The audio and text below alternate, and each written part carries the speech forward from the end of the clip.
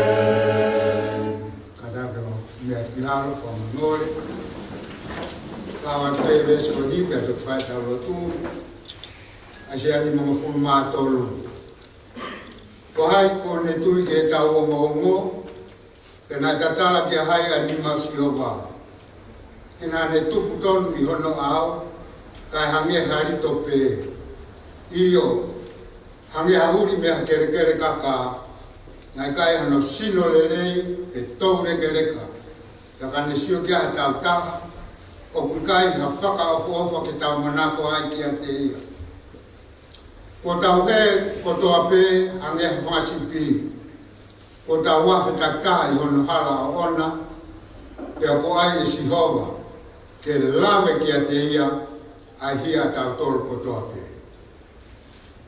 ke tau lo o toa e kei o toa e pea hoa fio kai pea hamea ke ua ake ai afiona whawheta ho tau whai ho mau ki whonua hau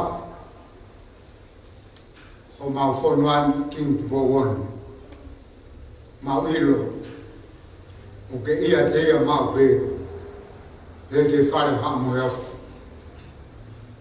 tupure ki nai alelei kotoa pe he tataki o kwhai ki o mau ki whonuan whaftai ko hou e ki o whonuan ho whakamarumaru pea mo ho whakaimia whaftai ko e pare mia o pure ama sea e whare alea komiti kakatomi o kamunista pe ke kau whawhawhonga e kakai pure anga ka uma hata klot e o tua mafuna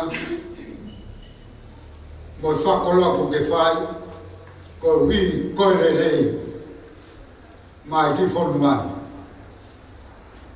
mau lo ko ma ta po aki na tu a mai me ka mata ma e tu fornuan na fai pe a tu hola ki a yo mau ki fornuan e fare ha mo e of wa mai ke ko ma no no pe a mau la ko mau ta pa pe mo mau mo nu ia ke pe ai pe a hoko hoko a o fa mo nu ia toma mo ka ma fai ko to pe he fonua ka ma lotu pe pe ke pure ama ke fa kolo a ke kolo ma hu na ta pe me a fiona fa fo mai o hoka kanu mai fa ama mata ba mai ki fonua masivan mo sisi ka mausio mata i ta pa ba mo o fa ha fi feo hi o fai ma fa malo ho faka koloa mo ho faka mo tapua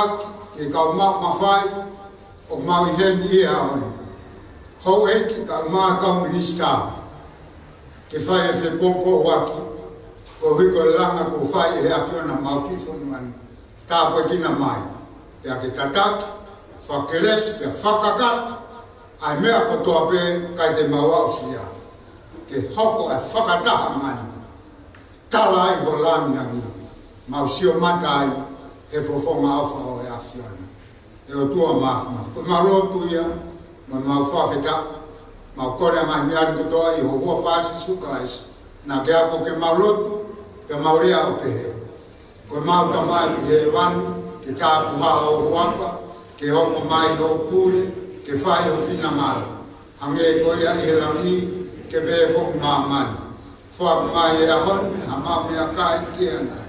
Pea wha more mole, ma mai a mahara. Wange ko mau wha more mole, a mina tor fua pe moa mai. Pea wana whakahu a mātor ke ai a, ka whahawha mātor me whiri, e o ko o ai pule. Moe malo, moe koloria.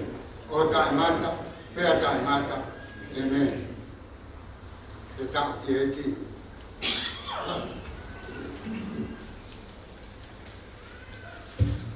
Whamalo lai ki he skita lai he sias takai tō, whape i kataf me loto he ka kamata. Ka koe te tau hoka koe, hilo, akape taimi, ka kukore ke whakawhi he ni ai Vice Chancellor o University, toke tā vini vai rea saurana, ke ne whahoko moa e tau rea tai tari i taimi. Mālo.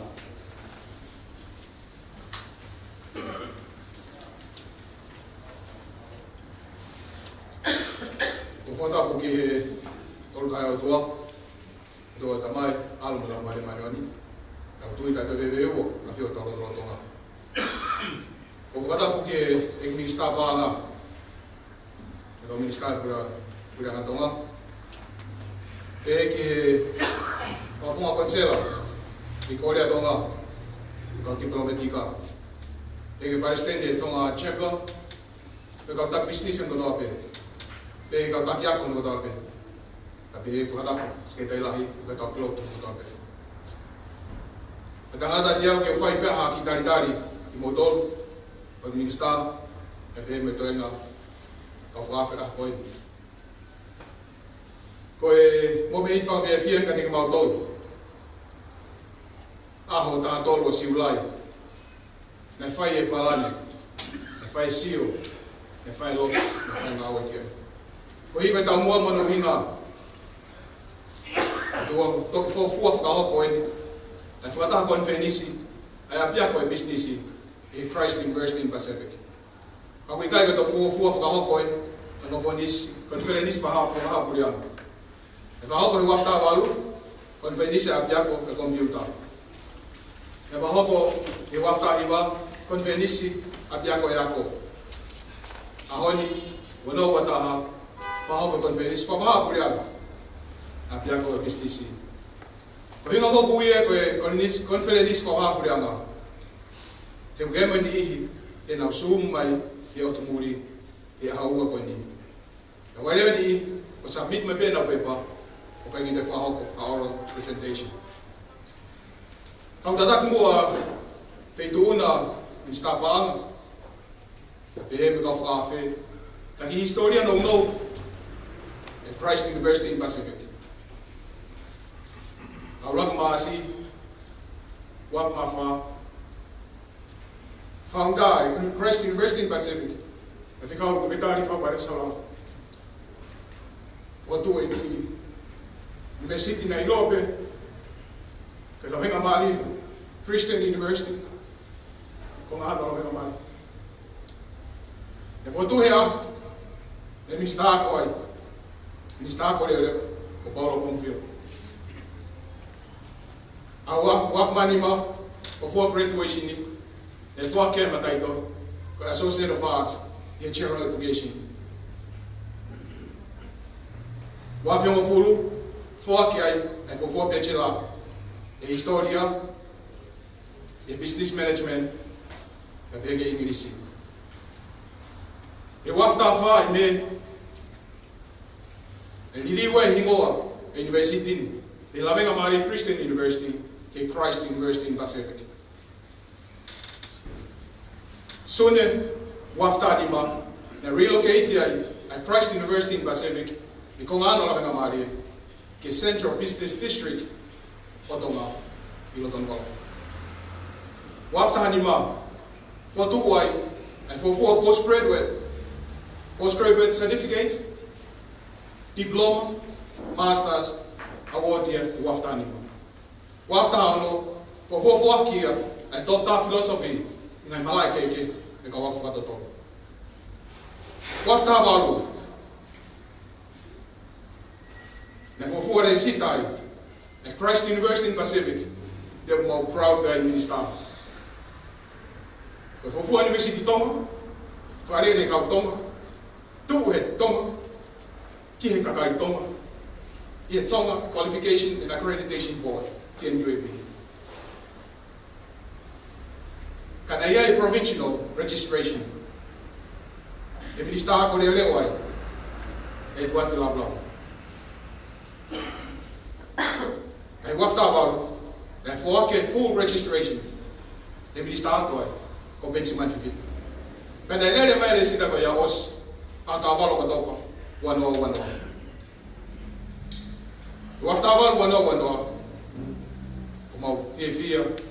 Ko extend ya wahi mai peleri wano. E minister ko lo topa. Ono ko sia so mai. Minister ko tamau e fonwan. It's a teamwork. Kamo tuani ko vice chancellor no way I Christ University Pacific. Ko alwa to e vice chancellor blaki. Te wal mo ko whakau e Christ University Pacific. Ke whai ako ia guys. Na ke mahino ka mautol ka mui. Kana tala be founder. Ako ia guys. Business ia guys. Fika ia guys. Pa mau fe hui pe anga fe mau ako ia guys. Ka pa mau fe ino guys mau ako toita. Ka tala mai pe. Whai fika ia guys. A dago ne uhinga. Ka osko maho pe chila fika ko business. Ko ara ko mau he banke. Te ate CEO. Tanga ki tahafe mo tahafe. Ta ke i wafe. Dai mo tanga ki tahafe mo tahafe. O tahafe ni mangiau.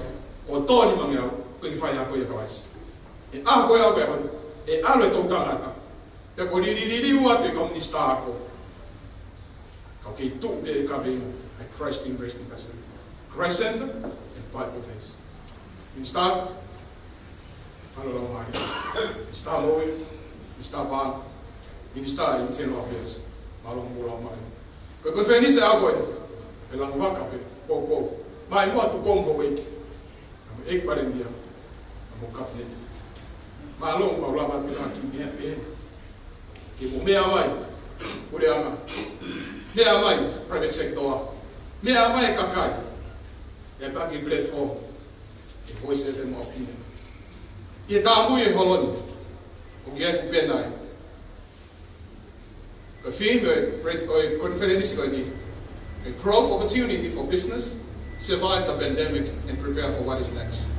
A sub-theme, business resilience and reinvention, overcoming pandemics and challenges. The whakaukawi e conference ko. Stabana. Malo lolo fatonga. Ulave tu foi lá. Kahili ni mo mea. No lugar ai siu lá no fundo. Malo ho mea mai ko. Mau tari dele. Vada hape awe. Se pode o vana. O palestino besas to vai corea galaisi. Vai ficar nessa escola. Então se a ação se está saulado. Então ao mesmo pode emeritus professor ana da foi lá. Então management, coordination, cooperation yang ngofana wako, mo ikaw stakeholders. Tari le fitu. E wafa si subais. Tala mo nuat. E go la me ka hide ni e mo te aka ato ko to le ferarea. Ka mo hen fa fita ke ki. Tala mo nuat. Tala ni ada im mal. Do le ta mai le. Mo ka te fai ko esi. E mo ka pa le. Ka ke te falo lo. Yo to fare. Feel welcome ki siuki. Como apien. Mas quando alguém que motor em si, o ground floor, a baia alguém está em minha, minha que first floor, minha que second floor.